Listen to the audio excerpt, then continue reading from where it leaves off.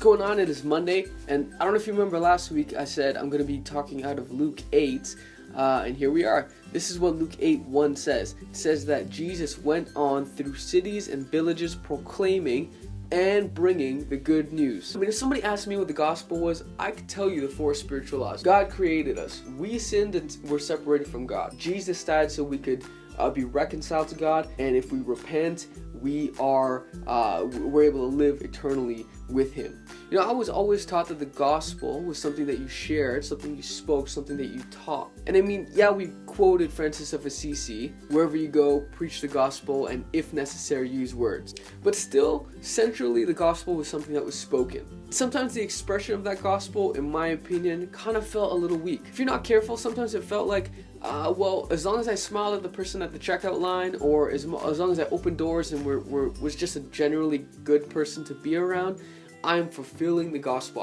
I'm displaying the love of Jesus. And this never really quite sat well with me. Not because it's not true, but I just felt like it stopped so short. But what struck me when I was reading Luke 8:1 was that Jesus not only taught, but He brought the gospel, the good news. So what does that even mean? In Luke 4:10, it says that Jesus returns in power and reports went everywhere. What did that look like? And in the next 4 chapters, from 4 to 8, we get a demonstration of what it looks like to bring the gospel that goes far beyond smiling at a checkout line or being pleasant at work. Now, this is just 7 of the 14 references I found in these chapters, and if you want sort of all of the references, I'll leave a link to the Medium post. But in chapter 4, He preaches, He relieves the tormented, He lays His hand on everyone, and everyone gets healed. In chapter 5, He calls Peter to his destiny of following Jesus. In chapter 6, Jesus corrects false religious beliefs. Chapter 7,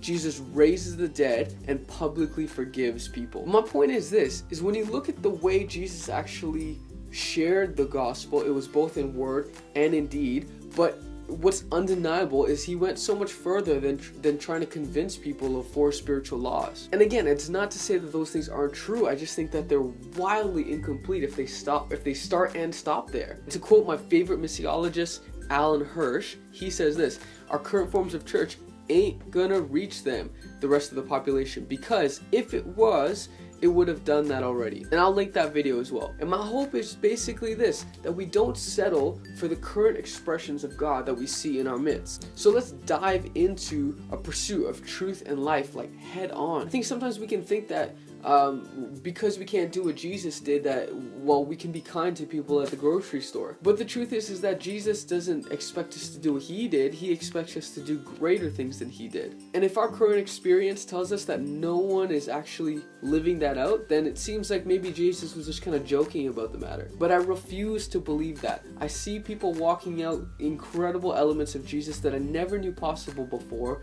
and it renews a hope that this is true and worth pursuing. So my hope is that we would all go on that journey and none of us would settle for anything less than Jesus. Answers him in a way that still gives John choice. Jesus very well could have given John a straightforward answer and just said, yes, I am the Messiah, no need to worry, chill out.